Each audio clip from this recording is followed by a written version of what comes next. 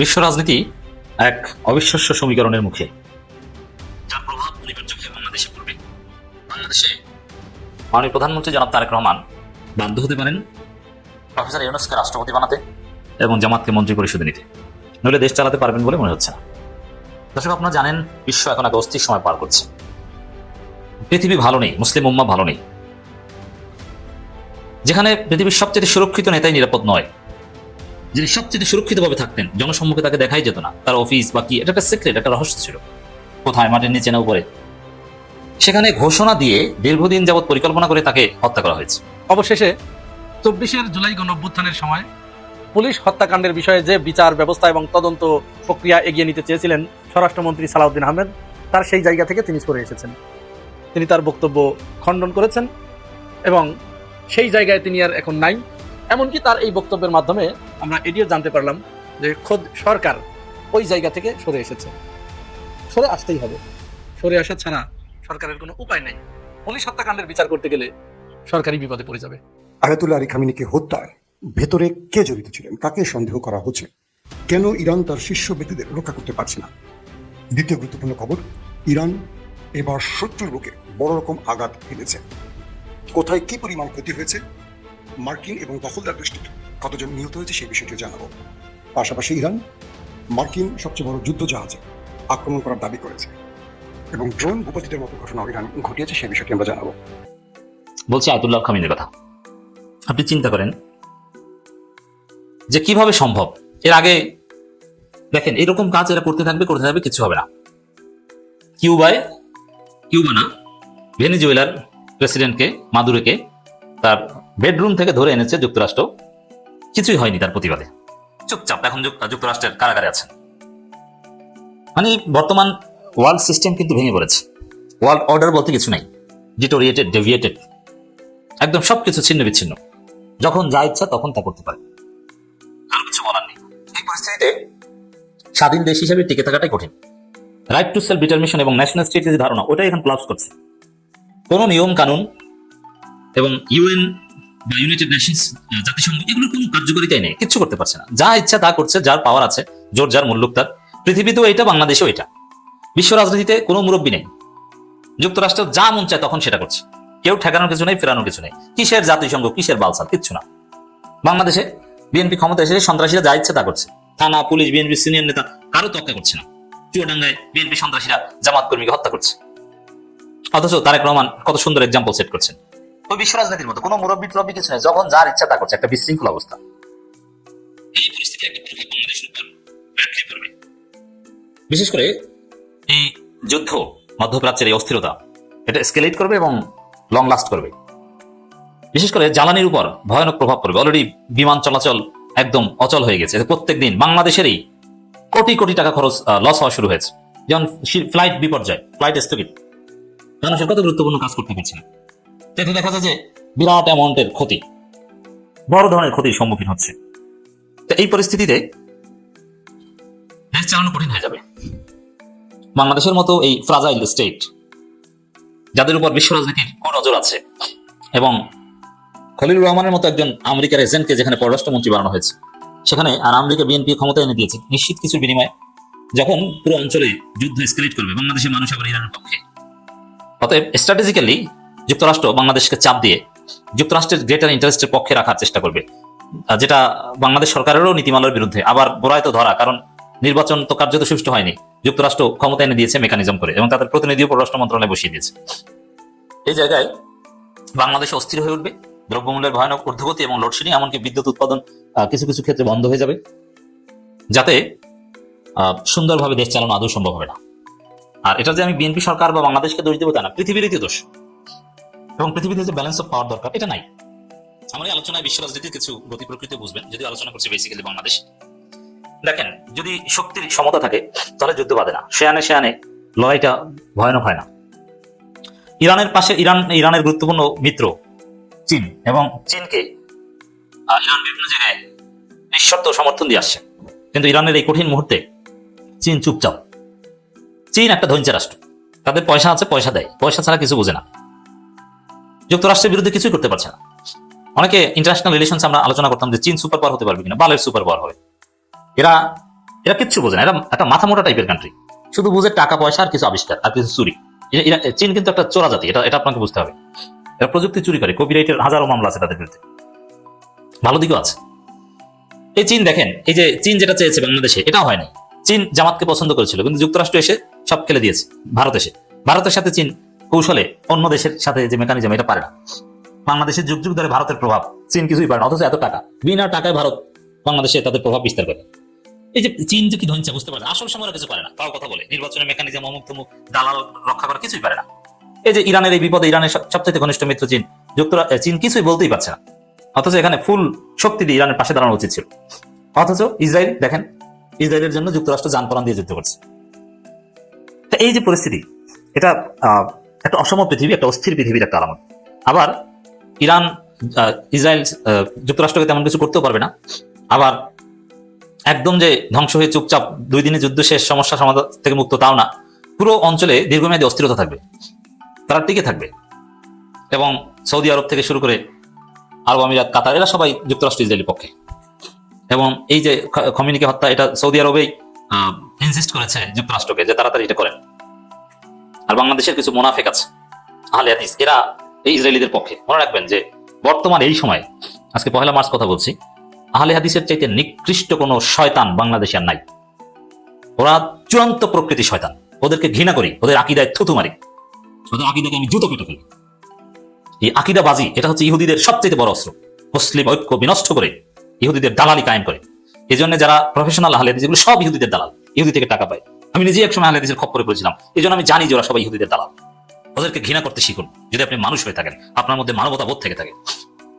এটা একটা কঠিন বিষাক্ত সবল আহলে হাদিস সবল। যাই হোক দর্শক, এটা আমাদের আলোচ্য বিষয় না। বিষয় হচ্ছে যে আমাদের জ্বালানির উপর একটা ভয়াবহ প্রভাব পড়বে। এবং বাংলাদেশের মানুষ যেহেতু ইরানের পক্ষে, বিক্ষোভ মিছিল শুরু হয়ে গেছে।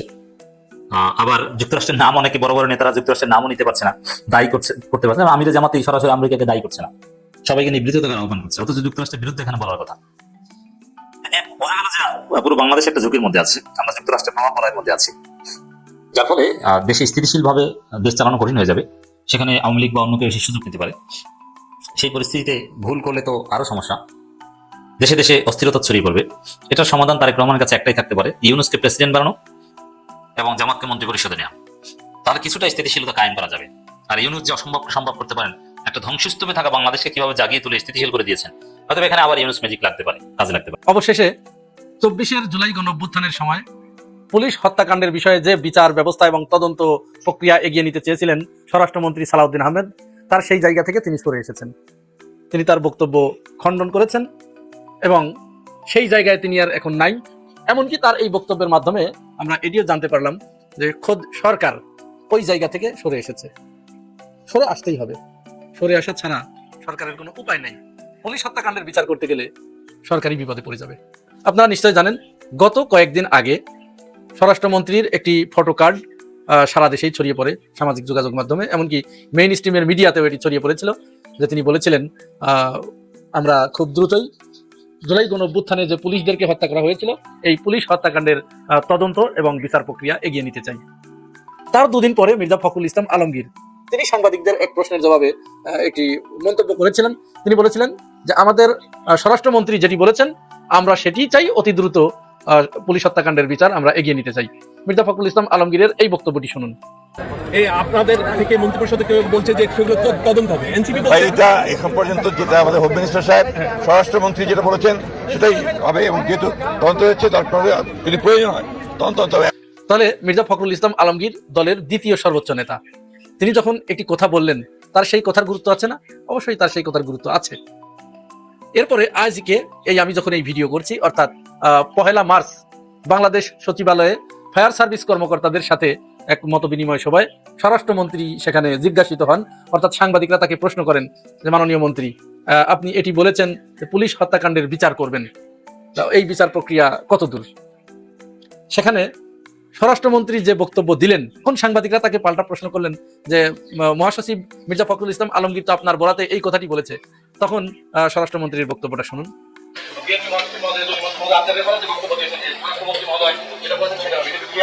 স্বরাষ্ট্রমন্ত্রী কিছু বলেছে এই ব্যাপারে? আমার রেফারেন্স উনি হয়তো কেন দিলেন আমি জানি না। না আমি তো এই বিষয়ে ইতিপূর্বে কোনো বক্তব্য দেয়নি, দিয়েছি কিনা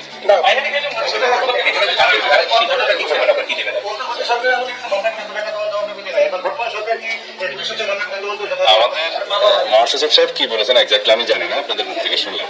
তবে এই বিষয়ে আমি ইতিপূর্বে কোনো বক্তব্য দিই নাই। তবে আপনাদের নিশ্চয়ই জানা আছে একটা সুরক্ষা অধ্যাদেশ নামে একটা অধ্যাদেশ অন্তর্বর্তীকালীন সরকারের শেষ দিকে জারি করেছে, এবং তার ভিত্তি ছিল জুলাই জাতীয় সনদের অঙ্গীকার নামের একটি দফা। সেই দফাতে আমরা সবাই একমত হয়েছি, যে সমস্ত রাজনৈতিক দল জুলাই জাতীয় সনদে স্বাক্ষর করেছেন তারা সবাই একমত হয়েছেন। সেটা ছিল জুলাই ছাত্র গণ অভ্যুত্থানের যারা নেতৃত্ব দিয়েছে, অংশগ্রহণ করেছে, তাদেরকে আইনি সুরক্ষা দিতে হবে এবং সাংবিধানিক সুরক্ষা দিতে হবে। জুলাই জাতীয় সনদের আইনি স্বীকৃতি দিতে হবে, সাংবিধানিক স্বীকৃতি দিতে হবে। এই সমস্ত অঙ্গীকার আমরা সই করেছি এবং অঙ্গীকারাবদ্ধ হয়েছি। তার আলোকেই আমরা যা কিছু সিদ্ধান্ত নেওয়ার নেব। তো এই যে লেজে গোবরে একটা অবস্থা, অর্থাৎ আমাদের কাছে একটি মেসেজ পরিষ্কার হয়ে গেল যে সরকারের বিভিন্ন মন্ত্রীদের ভিতরে সমন্বয় কম আছে। এই ঘটনা কিন্তু আমরা আওয়ামী লীগের সময়ও দেখেছি। আওয়ামী লীগের মন্ত্রী এমপিদের ভিতরে সমন্বয় খুব কম ছিল। তারা এক এক নেতা এক এক ধরনের কথা বলতেন। একজন মন্ত্রী এই একটি কথা বললেন, তো পরবর্তীতে কিছুক্ষণ পরে আরেক মন্ত্রী ঠিক তার উল্টা আরেকটা কথা বলতেন। সুতরাং এই সমন্বয়হীনতা, সরকার এবং মন্ত্রী পরিষদের সদস্যদের ভিতরে যদি এরকম সমন্বয়হীনতা কাজ করে, তাহলে কিন্তু এটি রাষ্ট্রের জন্য অশনি সংকেত, এটি রাষ্ট্রের জন্য ভালো উদাহরণ তৈরি হয় না। আমরা দেখেছি এর আগেও স্বরাষ্ট্রমন্ত্রী কয়েকদিন আগে তিনি মন্ত্রিত্ব গ্রহণের কয়েকদিন পরেই একটি বক্তব্য দিলেন পিলখানা হত্যাকাণ্ডের ব্যাপারে। পিলখানা হত্যাকাণ্ডের ব্যাপারে তিনি সাংবাদিকদের এক প্রশ্নের জবাবে বললেন যে আমরা পিলখানা হত্যাকাণ্ডের পুনঃতদন্ত করতে চাই, পুনঃ কমিশন গঠন করতে চাই। অথচ ততক্ষণে পিলখানার পূর্ণাঙ্গ তদন্ত প্রতিবেদন ওটা প্রকাশ হয়ে গেছে। তার দুদিন পরে স্বরাষ্ট্রমন্ত্রী তিনি আরেকটি সাংবাদিক সম্মেলনের মাধ্যমে সাংবাদিকদেরকে তিনি স্বপ্রণোদিত হয়েই বললেন যে আমি গতদিন একটি কথা বলেছিলাম, এই বিষয়টি একটু সংশোধন করে নিতে চাই। স্বরাষ্ট্রমন্ত্রীর ভাষায় বলছি, এই বিষয়টি একটু সংশোধন করে নিতে চাই। আমি আসলে পূর্ণাঙ্গ রিপোর্টটা না দেখেই, পুরাপুরি না পড়েই আমি একটা মন্তব্য করেছিলাম, আমি সেটি সংশোধন করছি। আমরা পিলখানা হত্যাকাণ্ডের ব্যাপারে আর কোনো তদন্ত কমিশন বা পুনঃ তদন্ত সরকার করবে না বা করতে ইচ্ছুক নয়। তারপরে আবার এই কথাটি বললেন এই পুলিশ হত্যাকাণ্ডের বিষয়ে। আসলে রাষ্ট্রের যে সেনসিটিভ বিষয়গুলো, যে গুরুত্বপূর্ণ জায়গাগুলো, এই জায়গাগুলোতে কাজ করতে হলে খুব ভেবে চিন্তে কাজ করতে হবে।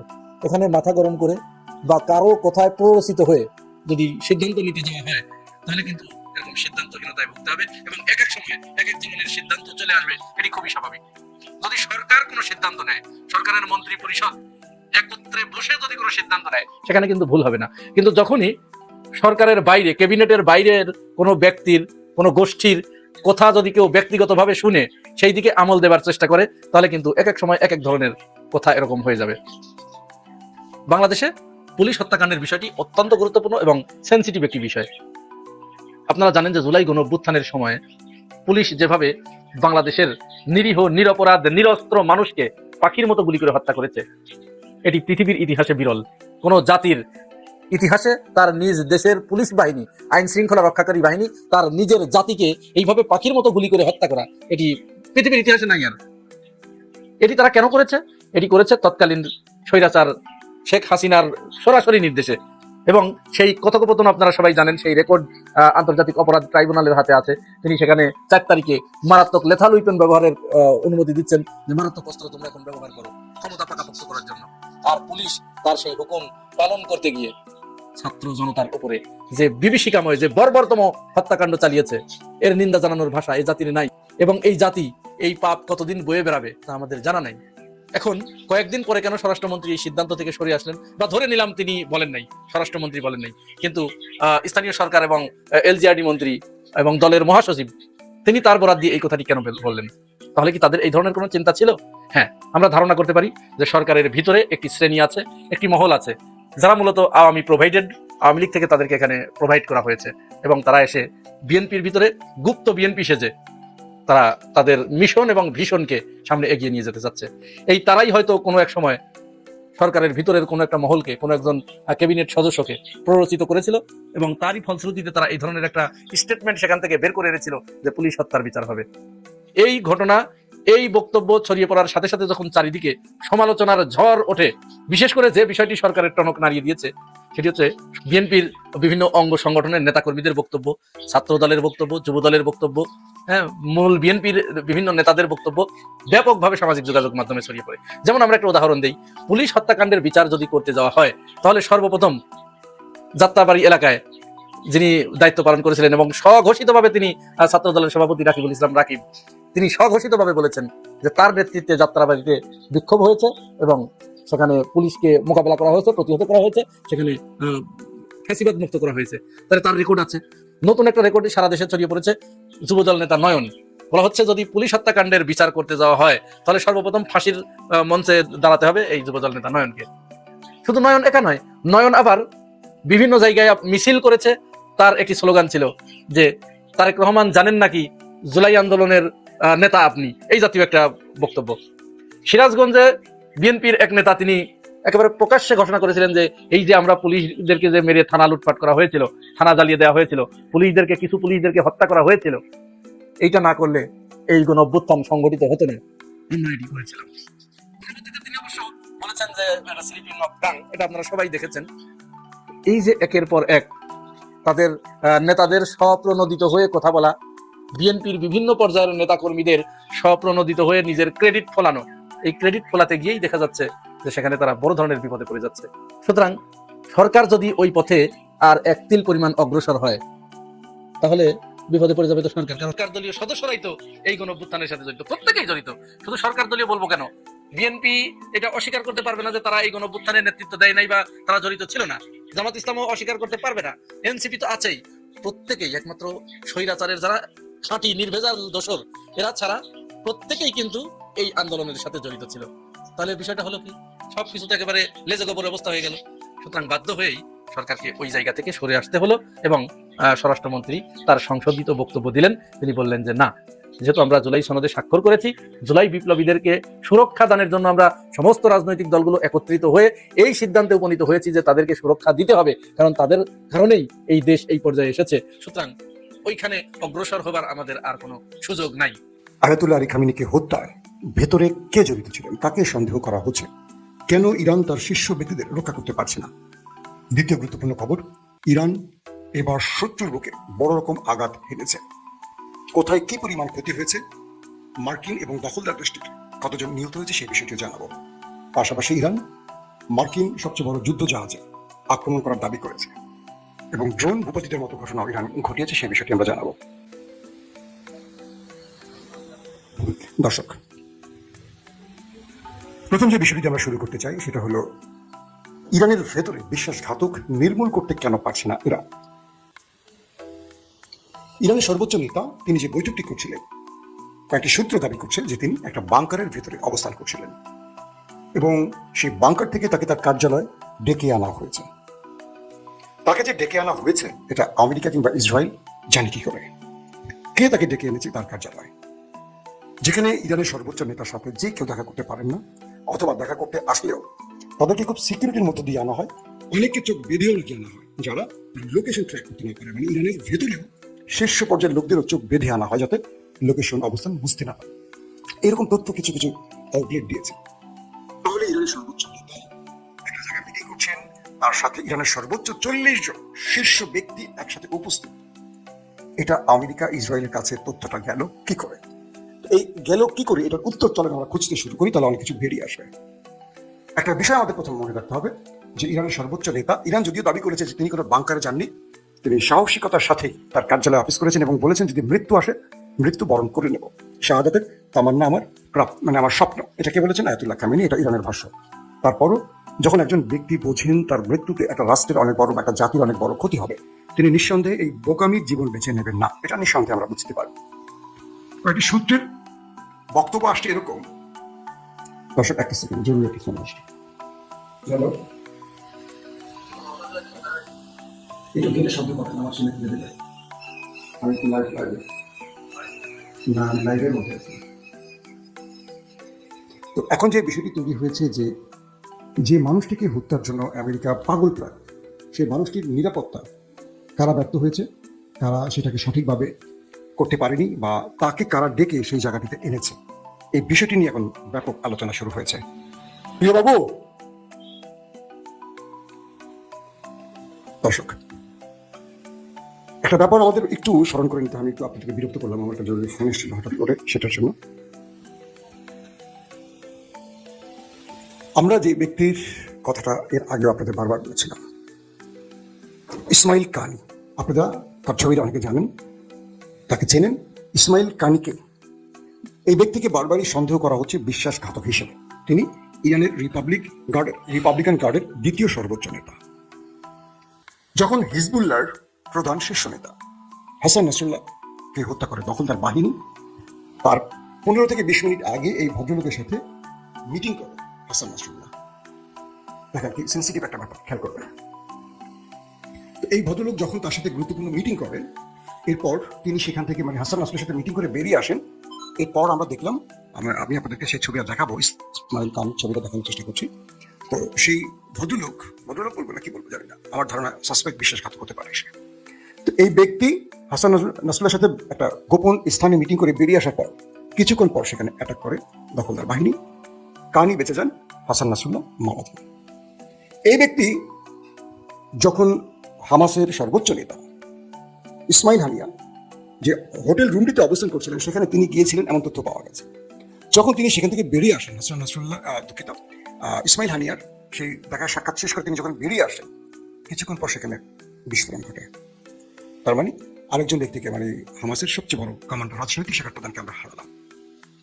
যখন এই ব্যক্তি, আপনারা দেখতে পাচ্ছেন স্ক্রিনে, যখন ইরানের প্রেসিডেন্ট ইব্রাহিম রাইসি এবং পররাষ্ট্রমন্ত্রী আমির আবদুল্লাহিয়ান মারা যান, ঠিক তার আগেও এই ব্যক্তির সাথে তাদের লাস্ট লোকেশন মানে কথা হয়েছে এবং লাস্ট লোকেশন হয়তো শেয়ারিং হয়েছে তাদের মধ্যে। মারা যান ইব্রাহিম রাইসি, মারা যান পররাষ্ট্রমন্ত্রী আমির আবদুল্লাহিয়ান। তুর্কি কয়েকটি সূত্র দাবি করছে ইরানের সর্বোচ্চ নেতা তিনি একটি নিরাপদ স্থানে ছিলেন। এখন অনেকে বলবেন যে সেই বাংকারে তো আমেরিকার হিট করতে পারতো না, আমেরিকা তার B2 বোম্বার্স দিয়ে, বাংকার ব্লাস্টার বোমা দিয়েও ইরানের পারমাণবিক ক্ষেত্রে কিচ্ছু করতে পারে না। তার মানে ইরানের সর্বোচ্চ নেতার জন্য তার চেয়েও নিরাপদ বাংকার অবশ্যই ইরান তৈরি করে রেখেছে, কারণ পারমাণবিক বা তাদের যে ইউরেনিয়াম তার চেয়ে মূল্যবান এই খামিনি নামক ব্যক্তিটি। সূত্রগুলো বলছে যে তিনি বাংকারে অবস্থান করছিলেন। এরপর তাদের যে নির্ধারিত মিটিংটি ছিল, ওই মিটিংটি পরে ছিল, কিন্তু মিটিংটিকে একটু এগিয়ে এনেছে কোনো একটি সূত্র, অর্থাৎ মিটিংটিকে একটু আগে টেনে আনা হয়েছে। যে টাইমে মিটিংটা ছিল সেই টাইম থেকে একটু আগে মিটিংটা করা হচ্ছিল, এটা ভোরের দিকে একটা মিটিং হতে পারে। সেখানে গুরুত্বপূর্ণ সেই শীর্ষ সবাই আসছেন এবং খামেনিকে তার বাংকার থেকে তার কার্যালয়ে ডেকে আনা হয়েছে। যেহেতু ইরান প্রতি মুহূর্তে রিয়েল টাইম ইন্টেলিজেন্সের মাধ্যমে বা স্যাটেলাইট তথ্যের মাধ্যমে ইরানকে অগ্রিম তথ্য পৌঁছে দিচ্ছিল যে কখন আমেরিকার ফ্লাইট মানে বিমান উঠছে, কখন মিসাইল মারছে, এটা তো সঙ্গে সঙ্গে চীন জেনে যাচ্ছে এবং সঙ্গে সঙ্গে ইরানকে দিচ্ছে। বলা হচ্ছে ইরানের যেই টেবিলে এই তথ্যটি দেওয়া হয়েছে চীনের পক্ষ থেকে, সেই টেবিলও এটার সাথে জড়িত, অর্থাৎ এই তথ্যটি খামেনিকে নিশ্চিত করা হয়নি বা খামেনির সিকিউরিটি প্রদানকে নিশ্চিত করা হয়নি। তার মানে একজন ব্যক্তি না, একটা টিম কাজ করেছে আমেরিকা বা ইসরায়েলের হয়ে। তারপরে বলা হচ্ছে এই মিটিংয়ে এই মিস্টার কাইনি, যার নামটি বললাম আপনি ইসমাইল কিয়ানি, তিনি উপস্থিত ছিলেন, কিন্তু তিনি মিরাকেলি বেঁচে যান এবং বলা হচ্ছে তিনি ইন্টেলিজেন্স হেড। এখন এই ব্যক্তি ইন্টেলিজেন্স হেড, বলা হয় যে মানে head of Iran republic guard Quds brigade, যেটা তার প্রধান ছিলেন, ইন্টেলিজেন্স হেডের তথ্যটি পাওয়া গেছে। অর্থাৎ তিনি সেখানে উপস্থিত ছিলেন এবং তিনি বেরিয়ে গেছেন বা কৌশলগত কারণে সেখান থেকে তিনি অবস্থান পরিবর্তন করার পরই এই ঘটনাটি ঘটেছে, যাকে আপনারা স্ক্রিনে দেখতে পাচ্ছেন। একটা দেশের সিকিউরিটি সিস্টেম, গোয়েন্দা সিস্টেম কতটা দুর্বল হতে পারে। ইরান তার অনেকগুলো দুর্বলতা কাটিয়ে নিয়েছে, যে কারণে এবার আমেরিকা ইসরায়েল ইরানের ভিতরে আক্রমণ করতে গিয়ে সফলভাবে অনেক কিছু করতে পারেনি, সিস্টেম অকেজ করতে পারেনি। ইরান তার প্রত্যেকটা সিস্টেম অন রেখেছে, যে জন্য আমেরিকা ইসরায়েলের অনেক কষ্ট হয়েছে। কিন্তু আলী খামেনি তার অবস্থান পরিবর্তন করেছেন, বাংকার থেকে তিনি কার্যালয়ে প্রবেশ করেছেন, আগের টাইমটা পিছিয়ে টেনে সামনে আনা হয়েছে। তিনি কোন রুমটাতে কখন বসে আছেন, কোন পজিশন থেকে হিট করলে সবগুলো লোক মারা যাবে, এই তথ্যগুলো আমেরিকা বা ইসরায়েলের পাওয়ার কথা কি ভাবতে শুরু করেন। তার মানে ইরানের মধ্যে সবচেয়ে বড় বিশ্বাসঘাতকরা এই কাজটির সাথে জড়িত, কনফার্ম বলা যায়।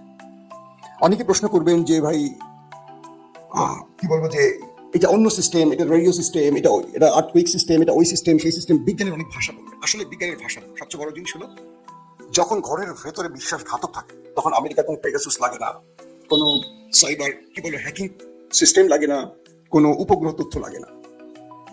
তখন একটি মোবাইল সংকেতের মাধ্যমে অবস্থান নির্ণয় করা খুব সহজ হয়। ধরেন আমার 4 জন বডিগার্ড আছে, সবাইকে আমি বলছি যে আমার জীবনের প্রয়োজনে কেউ মোবাইল ইউজ করবা না, তোমরা সবাই এই মানে এই মোবাইল টাইপটা বা এটা তোমরা ব্যবহার করো, এটাতে আমাদের নিজের তৈরি। কিন্তু এর মধ্যে একজন জিপিএস অন করে রেখেছেন, কারণ তার সাথে আমেরিকার চুক্তি আগে থেকে আছে, কারণ সে আমার বডিগার্ড। তো তার অবস্থান মানে আমার অবস্থান বোঝা যাচ্ছে, এই তো। তো এই ব্যক্তিকে সন্দেহের তালিকায় রাখা হয়েছে। আমি সূত্র ধরে খবরগুলো দিয়েছি, এটা আমার বানানো বা মন করা তথ্য না। আপনার হয়তো আমি আজকে দিয়েছি, কাল পরশু থেকে এর নামটা দেখবেন আলোচনায় চলে আসবে। তো এখন এই পদ্ধতিতে ইরানের শীর্ষ নেতাকে বাংকার থেকে তার কার্যালয়ে টেনে আনা হয় এবং সেখানেই আঘাতটা করা হয়। দুঃখজনক হলেও সত্য, শুধু আলী খামেনি না, ইরানের শীর্ষ সবগুলো ব্যক্তি শাহাদাত বরণ করেছেন। সেনা প্রধান, আইআরজিসি প্রধান, গোয়েন্দা প্রধান, প্রতিরক্ষা মন্ত্রী, মানে একদম গুরুত্বপূর্ণ সব ব্যক্তি। এখন আপনারা হয়তো অবাক হবেন বা কষ্ট পাবেন যে ভাই তাহলে তো ইরান হেরে গেছে। না, বিগত 12 দিনের যুদ্ধে ইরানের টপমোস্ট 20 জনকে মেরে ফেলেছিল। সেখানেও আইআরজিসি, বিমান, নৌ প্রধানরাও ছিলেন। প্রত্যেকের বিকল্প ইরান কয়েক ঘন্টার মধ্যে তৈরি করে ফেলেছে। আমি বিশ্বাস করি ইরান এদের বিকল্প তৈরি করে ফেলেছে এবং তারা অপারেশন শুরু করে দিয়েছে। কিন্তু দুঃখজনক হলেও ইরান যুদ্ধের আগে তার বিশ্বাসঘাতকে শেষ করতে পারে না। আরো মানে দুর্বল বা দূরের বিশ্বাসঘাতকগুলো শেষ করেছে, এটা মোটামুটি কনফার্ম। কিন্তু সবচেয়ে কাছের বিশ্বাসঘাতকটাকে হয়তোবা নির্মূল করতে পারেনি বলে আজকে অনেক বড় মাসুল দিল ইসলামিক প্রজাতন্ত্র ইরান। দর্শক, খামেনিকে হত্যার পর আইআরজিসির নতুন কমান্ডার নিয়োগ হয়ে গেছে, আমরা শুনতে পেরেছি। সব সেক্টরে নতুন ব্যক্তি বসছেন এবং প্রেসিডেন্ট মাসুদ পেজেশকিয়ান অল্পতে বেঁচে গেছেন, কারণ তার উপরও অ্যাটাক হয়েছে। তিনি বেঁচে ফিরে জাতির উদ্দেশ্যে ভাষণ দিয়েছেন। এরপর তিনি বলেছেন, আমরা শত্রুকে ইতিহাসের সর্বোচ্চ মূল্য চুকাতে বাধ্য করব। ইরান তার জীবনের সবচেয়ে বড় আঘাত করতে যাচ্ছে। তারপরেই আমরা দেখলাম ইরান বৃষ্টির মতো অ্যাটাক শুরু করেছে। আমরা দেখেছি ইসরায়েল, এই একটু আগে আমি দেখলাম আমার চ্যানেলে আরেকটা সংকেত চলে এসছে, ওয়ার্নিং আসা করছে। পূর্বের একটা ভিডিও নাম দিয়ে কতক্ষণ টিকে রাখা যায় জানি না, আল্লাহ ভালো জানে, দোয়া করবেন। তো এখন যে বিষয়টি তৈরি হয়েছে যে ওই দেশটির মধ্যে ইসরায়েল বৃষ্টির মতো মিসাইল মারছে, ব্যালিস্টিক ভার্সেস হাইপারসনিক। কয়েকটি তথ্য দেখলাম বেজ শেমের মতো কয়েকটি অঞ্চলে, হাইফা বলি, তেল আবিব বলি, বেজ শেম বলি, গুরুত্বপূর্ণ কয়েকটি জায়গাতে ব্যাপক ধ্বংসলীলার ছবি ইতিমধ্যে গণমাধ্যমে এসছে এবং কয়েকটি গুরুত্বপূর্ণ আন্তর্জাতিক গণমাধ্যম দাবি করেছে এ পর্যন্ত সেই দেশটির বুঝছেন তো 12 জনের মৃত্যুর খবর পাওয়া গেছে এবং বহু লোক এখনো ধ্বংসস্তূপের নিচে আছে এবং যারা জীবন বাঁচাতে বাংকারে আশ্রয় নিয়েছে সেই বাংকারের মধ্যে হিট করেছে ইরান এবং সেই বাংকারের ভেতরে হিট করার কারণে বহু লোক মারা গেছে। পাশাপাশি ভেতরে অনেক লোক আটকে পড়েছে, মানে তাদের উদ্ধারের পর জানা যাবে মৃতের সংখ্যাটা কত। তার মানে এই সংখ্যাটা অনেক হওয়ার সম্ভাবনা বেশি। তারপরে তারা মিথ্যা বলবে, জাতিকে দেখাবে যেন আমাদের কিছু হয়নি। শুধু এটা নয়, বিভিন্ন জায়গায় ব্যাপক অ্যাটাক চলছে এখন পর্যন্ত। সিজিল মিসাইল দিয়ে আরো কয়েক ধরনের মিসাইল আক্রমণে পুরো নাচিয়ে ছাড়ছে সেই দেশটিকে। আর মধ্যপ্রাচ্যের মধ্যে সবচেয়ে বেশি আক্রমণ করা হয়েছে আরব আমিরাতে। এটাকে বলা হয় মুসলিম বিশ্বের বিস্ফোরণ এবং সেই শত্রু রাষ্ট্রটির সবচেয়ে বিশ্বস্ত বন্ধু। এবং আরব আমিরাতে ফ্রান্সের সামরিক ঘাঁটিতে, মার্কিন সামরিক ঘাঁটিতে এবং সেই রাষ্ট্রটির বিভিন্ন ব্যবসায়িক হেডকোয়ার্টারে ব্যাপক অ্যাটাক করেছে আমাদের বন্ধু রাষ্ট্রটি। বলা হচ্ছে 250 মিসাইল শুধু আরব আমিরাতে মারা হয়েছে এবং 200-র অধিক ড্রোন হিট করা হয়েছে শুধু আরব আমিরাতে। তাহলে বোঝেন আরব আমিরাতের অবস্থা কি। পাশাপাশি কাতার, কুয়েত, সৌদি আরব, আর দ্বিতীয় সর্বোচ্চ হিট করা হচ্ছে বাহরাইনে এবং জর্দানেও একইভাবে আক্রমণ চলছে। এবং আরবের মানুষরা বুঝতে পারছে, আরবের মানুষরা এখন তাদের রাষ্ট্রপ্রধানকে দায়ী করে বলছে যে তোমরা আমাদের মুসলিম ভাইদেরকে আমাদের শত্রু বানিয়ে এখন আমাদের হত্যা করাচ্ছ। তোমরা তাদের সাথে বন্ধুত্ব করছো যারা আমাদের শত্রু, আর তাদেরকে তোমরা মানে আমাদের ভাইদেরকে তোমরা মেরে তারা তামাশা দেখছো। এখন আরবের রাষ্ট্রগুলো টেনশনে পড়ে গেছে। বলা হচ্ছে অনেক রাষ্ট্রপ্রধান, মোহাম্মদ বিন সালমান, মোহাম্মদ বিন জায়েদ, এরকম বড় বড় ব্যক্তিরা তাদের নিজেদের প্রাসাদ ছেড়ে আত্মগোপনে চলে গেছেন, সেটা বাংকারে বা মাটির নিচে কোনো করতে আল্লাহ ভালো জানে। তারা কেউ তাদের মূল বাসভবনে অবস্থান করছেন না, এমনও তথ্য আসছে বিভিন্ন আরবিয়ান আউটলেটে। তো সবকিছু মিলে ইরান যে খেলা শুরু করেছে বা যে পাগলামি শুরু করেছে বা যে ঝড়ের গতিতে অ্যাটাক শুরু করেছে, এতে করে মার্কিন যুক্তরাষ্ট্রের 27টি সেনা ঘাঁটিকে তারা টার্গেট করেছে। 6টি রাষ্ট্র কিন্তু 27টি ঘাঁটি তারা টার্গেট করেছে। বলা হচ্ছে এই সংখ্যাটা আরো বাড়ছে। আমেরিকার পক্ষ থেকে এই পর্যন্ত তাদের বেশ কজন হাফ ডজনের মতো সেনা নিহতের তথ্য পাওয়া গেছে। আমেরিকা এই পর্যন্ত প্রথম তারা স্বীকার করেছে এবং তারা নিজেরাই বলেছে এই প্রথম ইরানের হাতে আমাদের প্রথম দফায় আসতে 3, এই কিছুক্ষণ আগে দেখলাম যে 5 বলা হচ্ছে, বেশ কিছু আহত হয়েছে, নিহত হয়েছে। আর ইরান দাবি করেছে তারা মার্কিন প্রায় 250 সেনাকে উপরে পাঠিয়েছে। এটা ইরানের দাবি, কারণ আমেরিকা আস্তে আস্তে সেটা স্বীকার করবে কিনা বাড়াবে কিনা সেটা সময়ের আলোকে বোঝা যাবে। পাশাপাশি আমেরিকা দাবি করেছে তারা ইরানের একটি যুদ্ধ জাহাজকে ক্ষতিগ্রস্ত করেছে অ্যাটাক করে। আর ইরান দাবি করেছে মার্কিন সবচেয়ে বড় অহংকারের যেই আব্রাহাম লিঙ্কন, এটাকে তারা টার্গেট করেছে এবং 4টি ব্যালিস্টিক মিসাইল ছুড়েছে তার উপর এবং